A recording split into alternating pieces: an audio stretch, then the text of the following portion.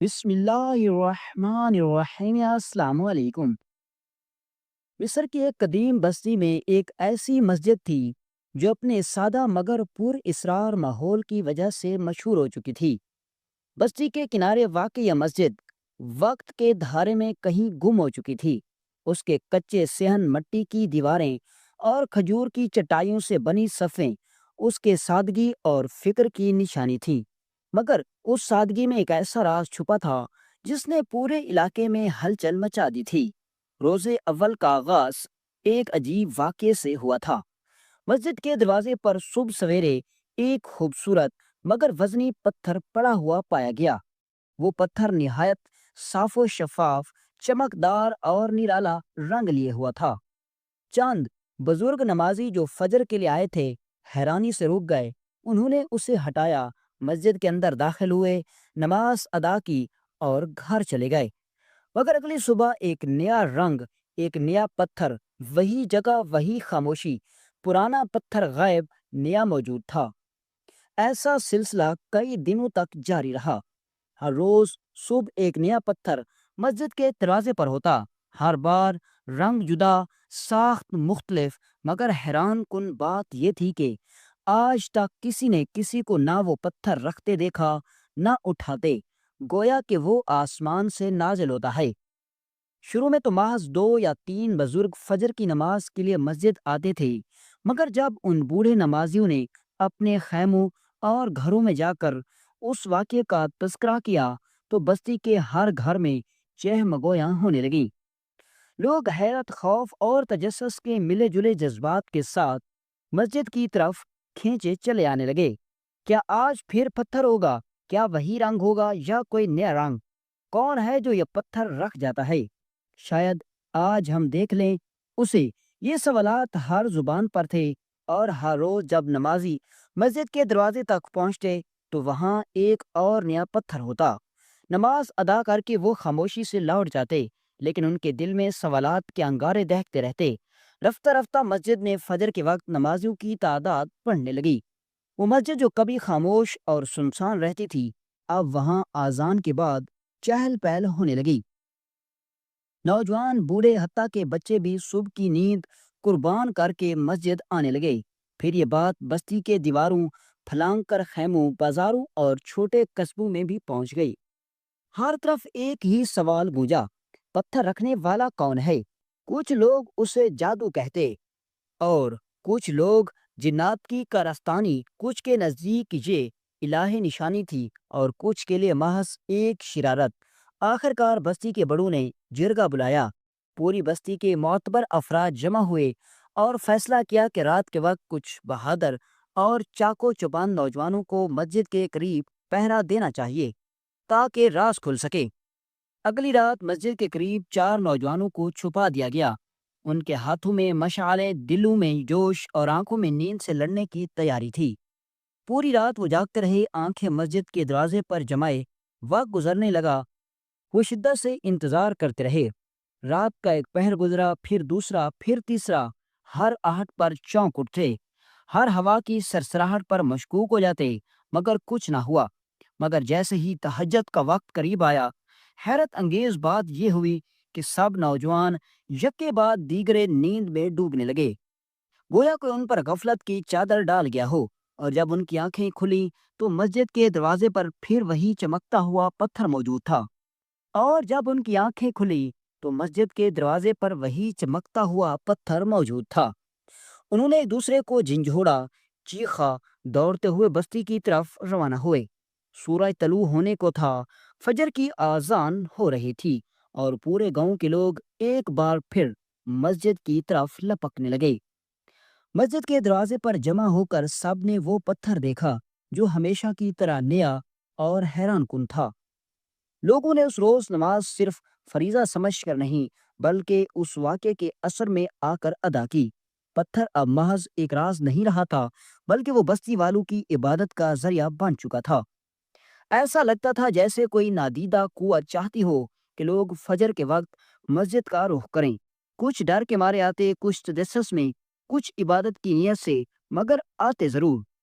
یہ ریاض اب صرف بستی میں نہیں رہا تھا، بازاروں میں، قافلوں میں اور قریبی شہروں میں اس کا چرچا ہونے لگا تھا، اور یہ خبر بالآخر سلطان کے محل تک جا پہنچی۔ بستی کی مسجد میں ہونے والا یہ عجیب و غریب واقعہ اب صرف اس گاؤں کے حد تک محدود نہ رہا تھا۔ قریبی بازاروں میں ہر تاجر کی زبان پر وہی بات ہوتی، ہر مسافر کی آنکھوں میں تجسس کی چمک ہوتی۔ کارواں کے قافلے جب رکتے تو گفتگو کا مرکز وہی پتھر ہوتا۔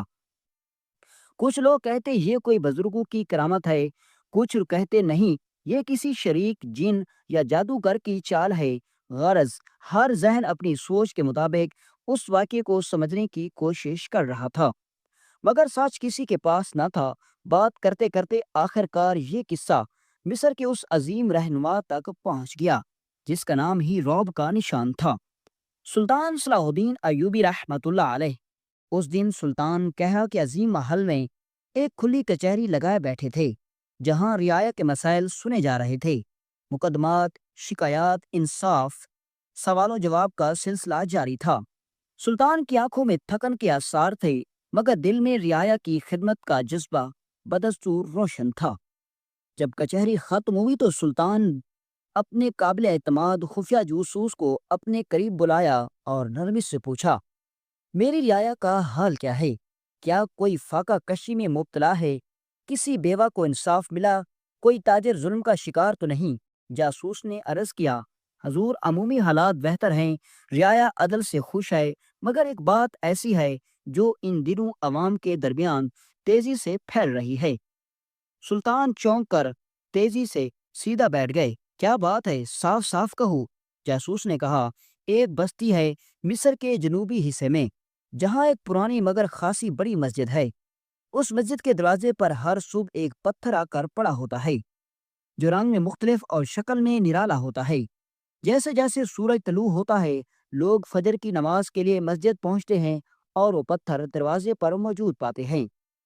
حیرانی کی بات یہ ہے کہ آج تک کسی نے نہ اس پتھر کو رکھتے دیکھا، نہ پچھلے دن والا پتھر کہاں غائب ہوتا ہے یہ کوئی نہیں جانتا۔ سلطان کی نگاہیں گہرے سوچ میں ڈوب گئیں۔ وہ لمحے بھر کو خاموش ہوئے، پھر بولے، کیا کسی نے تحقیق کی؟ کیا بستی والوں نے کوئی قدم اٹھایا؟ جی حضور، جاسوس نے کہا، بستی والوں نے پہرے بھی دیے، نوجوان جاگتے بھی رہے، مگر ہر بار وہی ہوتا، نیند ان پر غالب آ جاتی اور صبح آنکھ کھلتی تو پتھر موجود ہوتا۔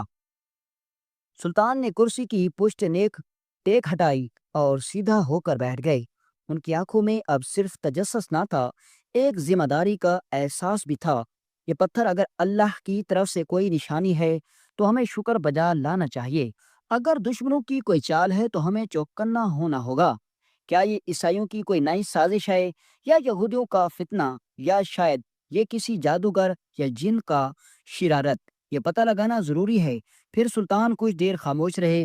انہوں نے سوچا، اگر میں شاہی لباس میں وہاں گیا تو پورے مصر میں خبر پھیل جائے گی، اور اگر اس واقعے کے پیچھے کوئی خطرناک مقصد چھپا ہے تو ممکن ہے بستی والوں کو نقصان پہنچے۔ وہ اٹھے، کمرے میں چہل قدمی کرنے لگے اور پھر حکم دیا، مجھے کسی کو خبر دیے بغیر ایک عام تاجر کا لباس دیا جائے، میں خود اس بستی کی جانب سفر کروں گا۔ رات ہوتے ہی سلطان صلاح الدین ایوبی نے اپنے شاہی لباس کی جگہ ایک سادہ کپڑوں کا جوڑا پہنا، سر پر پگڑی باندھی، کندھے پر کپڑے کی بوری ڈالی اور ایک عام قافلے کے ساتھ بستی کی طرف روانہ ہو گئے۔ کسی کو خبر نہ تھی کہ ان مسافروں کے گئے درمیان کون جا رہا ہے۔ کئی گھنٹوں کا سفر طے کر کے جب وہ اس بستی کے قریب پہنچے تو سورج ڈھل چکا تھا، اذان ظہر کی صدا فضا میں گونج رہی تھی۔ سلطان نے ایک سادہ سی سرائے میں قیام کیا، وہاں وضو کیا، کھانے کے چند لقمے لیے اور نماز ادا کی، پھر خاموشی سے اپنے گھوڑے پر سوار ہو کر بستی کی طرف روانہ ہو گئے۔ جب وہ بستی کے دروازے پر پہنچے تو شام کا وقت ہو چکا تھا۔ گھوڑے کو ایک درخت کے ساتھ باندھا اور پیدل مسجد کی طرف بڑھے۔ مسجد کے سیان میں ایک بوڑھا بزرگ صفائی کر رہا تھا، ہاتھ میں جھاڑو، چہرے پر عاجزی اور تھکن کے آثار۔ سلطان نے سلام کیا، بزرگ نے خوش دلی سے جواب دیا۔ سلطان، جو خود بھی عاجزی کا پیکر تھے، زمین پر بچھی کھجور کی چٹائی پر بیٹھ گئے۔ بزرگ قریب آ بیٹھا اور مسکراہٹ سے بولا، بیٹا تم مسافر لگتے ہو۔ سلطان نے جواب دیا، جی ہاں بابا جی، میں مسافر ہوں، آج کی رات یہاں گزار کر صبح واپس روانہ ہو جاؤں گا۔ بوڑھے کی آنکھوں میں چمک آ گئی، ہمارے گاؤں کی تو خوش نصیبی ہے کہ مہمان آیا ہے، تم میرے مہمان ہو، یہ میرے لیے اعزاز ہے کہ اللہ نے تمہیں پہلے میرے پاس بھیجا۔ سلطان حیران ہوئے، دل ہی دل میں سوچا کیا خوب لوگ ہیں، آج کل مہمان آ جائے تو چہرے اتر جاتے ہیں، آج کل مہمان آ جائے تو چہرے برنگ ہو جاتے ہیں، اور یہ بزرگ تو مہمان کو اپنے لیے نعمت سمجھ رہا ہے۔ اور یہ حقیقت ہے، بوڑھا بزرگ سلطان کو اپنے سادہ سے گھر لے گیا، پانی پلایا، کھانا دیا، اور خوش گپیوں میں مصروف ہو گئے۔ باتوں ہی باتوں میں سلطان نے وہ سوال داغ دیا جس کے لیے وہ اتنا لمبا سفر طے کر کے آیا تھا۔ بابا جی، آپ کی مسجد کے بارے میں نے ایک عجیب بات سنی ہے، کیا واقعی ایسا ہے؟ بزرگ چونکا اور پھر ایک آہ بھر کر بولا، تو اب یہ بات تم تک بھی پہنچ گئی؟ ہاں بیٹا، جو سنا ہے وہی سچ ہے۔ ہر صبح ایک نیا پتھر مسجد کے دروازے پر ہوتا ہے، اور ہمیں آج تک یہ نہیں پتا چل سکا کہ وہ کون رکھ کر جاتا ہے، پرانا پتھر کون لے جاتا ہے۔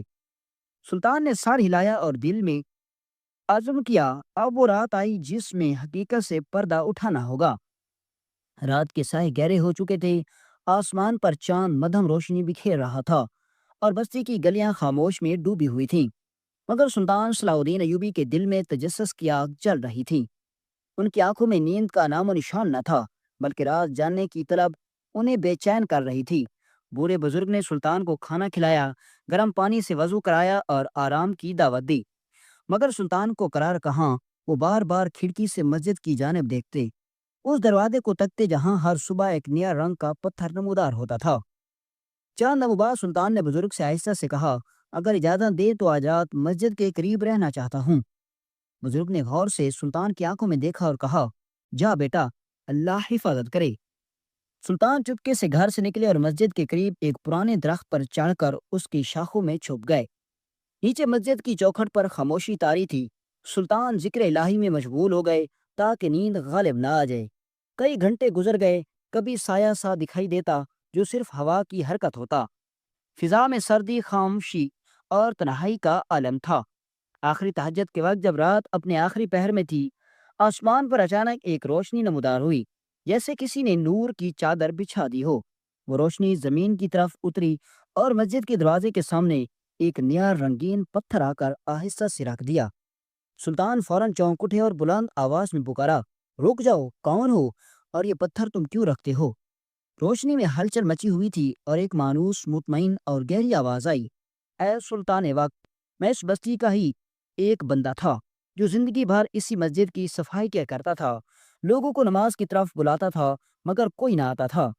میری موت کے بعد اللہ نے میرے دل کی خواہش کو دیکھ کر مجھے خاص درجہ عطا فرمایا اور اجازت دی کہ میں رات کے اندھیرے میں آ کر یہاں پتھر رکھوں تاکہ لوگوں کے دلوں میں سوال جاگے، وہ تجسس کے مارے مسجد آئیں، کچھ خوف سے، کچھ حیرت سے، مگر آئیں ضرور، اور مسجد آباد ہو۔ سلطان کی آنکھوں میں آنسو آ گئے، انہوں نے کہا، تمہارا مقصد نیک ہے، لیکن یہ بات کسی کو نہیں بتائی۔ آواز آئی، اگر بتا دیا تو لوگ پھر غفلت میں پڑ جائیں گے، اس لیے راز راز ہی رہنا بہتر ہے۔ سلطان نے دل ہی دل میں دعا کی، اے رب، تو نے ایک بندے کی نیت کو کیسے قبول فرمایا؟ پھر وہ روشنی آہستہ آہستہ مدھم ہوتی گئی اور آسمان کی طرف بلند ہو گئی۔ سلطان خاموشی سے درخت سے اترے، مسجد کے دروازے تک گئے، اور اس دن فجر کی نماز سب سے پہلے انہوں نے ادا کی۔ فجر کی اذان کی صدا گونجی تو پوری بستی آہستہ آہستہ جاگنے لگی۔ لوگ وضو کر کے مسجد کی طرف دوڑنے لگے، ہر ایک کی نگاہ دروازے کی طرف تھی، اور آج بھی دروازے پر ایک نیا پتھر رکھا ہوا تھا، مگر کوئی نہیں جانتا تھا کہ پچھلی رات وہاں کیا ہوا، کہ آسمان سے روشنی اتری، ایک راز اشکار ہوا اور پھر خاموشی سے چھپ گیا۔ سلطان صلاح الدین ایوبی اس دن فجر کی نماز کے بعد سب کے ساتھ عام نمازیوں میں شامل ہو کر مسجد سے باہر نکلے۔ ان کے چہرے پر سکون، آنکھوں میں نور اور دل میں ایک عجیب سی طمانینت تھی۔ وہ جان چکے تھے کہ اللہ نے اسے بستی کو قبول کر لیا ہے، اور ایک بزرگ کی اخلاص بری خواہش کو ایسی حکمت و بصیرت کے ساتھ پورا کیا جسے عقلیں سمجھنے سے قاصر ہیں۔ نماز کے بعد وہ خاموشی سے بوڑھے بزرگ کے گھر لوٹے، اس سے رخصت لی اور گھوڑے پر سوار ہو کر واپس اپنے محل کی طرف روانہ ہو گئے۔ انہوں نے اس راز کو اپنے دل میں محفوظ رکھا، نہ کسی وزیر سے ذکر کیا، نہ کسی عالم کو بتایا، یہ راز وہ اپنے ساتھ لے گئے۔ کئی سال بیت گئے، بستی میں ہر روز پتھر آتا رہا، ہر صبح مسجد میں ہجوم بڑھتا گیا، لوگ دین کی طرف راغب ہونے لگے، بچے بوڑھے جوان ہر ایک فجر سے پہلے مسجد میں پہنچنے کی کوشش کرتا تاکہ کہیں آج کچھ نیا دیکھنے کو نہ ملے۔ رفتہ رفتہ یہ تجسس عبادت میں ڈھل گیا، جو کبھی صرف حیرت تھی وہ اب ایک عبادت بن چکی تھی۔ مسجد کی صفوں میں جگہ کم پڑنے لگی، بستی میں خیر و برکت بڑھنے لگی، تاجروں کی دیانت، بچوں کی فرما برداری اور جوانوں کی نماز سے محبت مشہور ہونے لگی۔ لوگ دور دور سے اس بستی کو دیکھنے آتے کہ شاید وہ بھی پتھر دیکھ سکیں، مگر وہ پتھر صرف اسی بستی کی قسمت میں لکھا گیا تھا۔ وقت گزرتا گیا، سلطان صلاح الدین ایوبی رحمۃ اللہ علیہ نے زندگی کی آخری عمر میں جب اپنے چند قابل اعتماد ساتھیوں کو اپنے قریب بلایا تو دل نرم ہو چکا تھا، آنکھیں بھیگنے لگیں اور زبان پر ایک راز مچل رہا تھا۔ انہوں نے وہ پورا واقعہ سنایا جو اس بستی میں ان پر ظاہر ہوا تھا۔ سننے والوں پر سکوت چھا گیا، کسی کو یقین نہ آیا کہ آسمان سے بھی ایسا پیغام آ سکتا ہے۔ مگر سلطان نے قسم کھا کر کہا، یہ واقعہ ایسا ہی ہوا ہے جیسا بیان کیا ہے، لیکن یہ راز میرے بعد عام نہ کرنا۔ یہ راز اس بزرگ کی امانت ہے جس نے مر کر بھی اپنی قوم کو نماز کا پابند بنا دیا۔ اس کے بعد وہ چپ ہو گئے اور ان کی آنکھیں بند ہو گئیں۔ سلطان کی وفات کے بعد بھی وہ بستی اسی طرح آباد رہی اور پتھر روزانہ صبح کے وقت آتا رہا۔ کہتے ہیں کہ جب تک وہ پرانی مسجد اپنی جگہ قائم رہی، جب تک اس کا دروازہ سلامت رہا، جب تک اس بستی میں صدقے دل والے لوگ موجود تھے، وہ پتھر آتا رہا اور بستی کے لوگ ہر دن ایک نئے رنگ کے ساتھ اپنے دلوں میں ایمان کی روشنی لے کر واپس لوٹتے رہے۔ یوں ایک پتھر کا نزول، ایک مرنے والے بزرگ کی دعا اور ایک سلطان کا اخلاص سب مل کر ایسی داستان رقم کر گئے جو نہ صرف ایمان جگاتی ہے بلکہ یہ سکھاتی ہے کہ نیت اگر سچی ہو، مقصد اگر پاک ہو تو اللہ اسباب خود پیدا کرتا ہے، چاہے وہ آسمان سے پتھر بھی اتار دے۔ اور کہتے ہیں جب وہ مسجد زمین میں دفن ہوئی تو آخری دن تک وہاں وہ پتھر ضرور موجود تھا، اور آج بھی جب اس بستی کی خاک کو بارش چھوتی ہے تو کچھ لوگوں کا یقین ہے کہ کہیں نہ کہیں زمین کے نیچے وہ پتھر اب بھی موجود ہیں اور کسی مخلص دل کا انتظار کر رہے ہیں۔